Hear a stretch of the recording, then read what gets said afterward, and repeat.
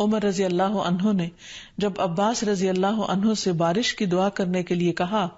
تو انہوں نے کہا، اے اللہ، بے شک مصیبتیں گناہوں کی وجہ سے ہی نازل ہوتی ہیں اور انہیں صرف توبہ ہٹا سکتی ہے۔ پھر اسی طرح ایک اور روایت میں آتا ہے، رسول اللہ صلی اللہ علیہ وسلم نے فرمایا، جب بھی کسی رگ یا آنکھ کو نقصان پہنچتا ہے تو وہ کسی نہ کسی گناہ کی وجہ سے ہوتا ہے، لیکن جو تکالیف اللہ تعالیٰ ویسے ہی ٹالتا رہتا ہے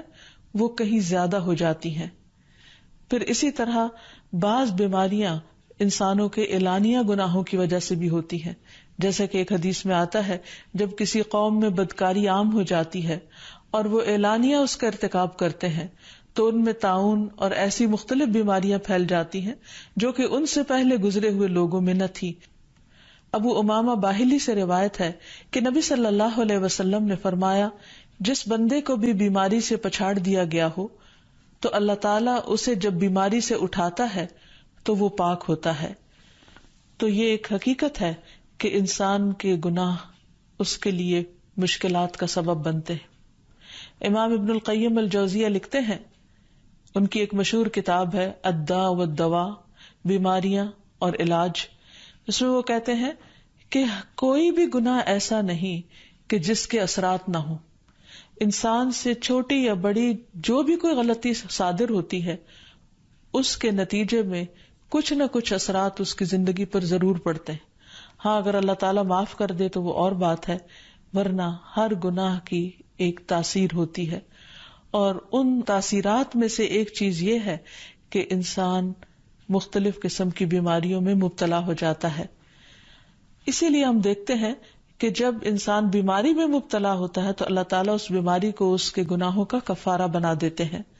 جیسے حدیث میں آتا ہے کہ جس مسلمان کو کانٹا چبھے یا اس سے زیادہ کوئی تکلیف پہنچتی ہے تو اللہ تعالیٰ اس کے ذریعے اس کے گناہوں کو اس طرح دور کر دیتا ہے جس طرح درخت سے اس کے پتے جھڑتے ہیں۔ تو اس سے ہمیں یہ پتہ چلتا ہے کہ بیماریوں کے آنے کے مختلف اسباب ہوتے ہیں۔ بیماری بہرحال جس بھی وجہ سے آئے،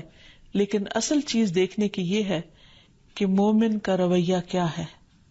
مومن کو اگر کوئی کانٹا بھی چبھتا ہے تو وہ اس پر صبر کرتا ہے۔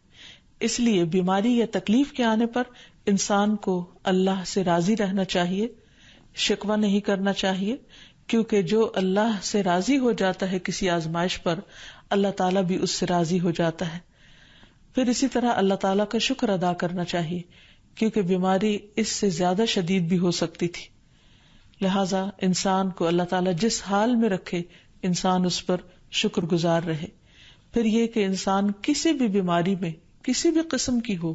اور زندگی کے کسی بھی حصے میں ہو، اس میں مایوس نہ ہو، پر امید رہے کہ بیماری دور ہو جائے گی۔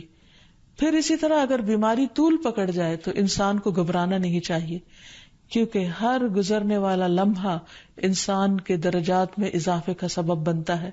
اور اس کے گناہ مسلسل جھڑتے چلے جاتے ہیں حتیٰ کہ انسان بالکل پاک صاف ہو جاتا ہے۔ پھر اسی طرح انسان کو بیماری کی حالت میں دوسروں سے شکوے شکایات نہیں کرنی چاہیے، کیونکہ بیماری اللہ کے اذن سے آتی ہے، اور جب انسان ہر ایک کے آگے رونے لگتا ہے تو گویا وہ اللہ تعالیٰ کا شکوہ کر رہا ہوتا ہے، جو چیز اللہ تعالیٰ کو پسند نہیں۔ پھر اسی طرح منہ سے برے الفاظ نہیں نکالنے چاہیے، بیماریوں کو کوسنا نہیں چاہیے، اور پھر ایسے الفاظ نہیں ادا کرنے چاہیے کہ مجھے لگتا ہے کہ اس بیماری میں میری زندگی چلی جائے گی، یا یہ کہ کسی مریض کی عیادت کے لیے جا کر اس کو اس قسم کی بات نہیں کرنی چاہیے، خواہ کتنی ہی خطرناک بیماری کیوں نہ ہو، ہمیشہ اسے امید دلانے چاہیے، کیونکہ مایوسی کے الفاظ اور برے بھلے اور منفی قسم کی باتیں اللہ تعالیٰ کو پسند نہیں، اور انسان ویسے بھی جیسے سوچتا ہے پھر اس کے ایکشن اس کے مطابق ہونے لگتے ہیں۔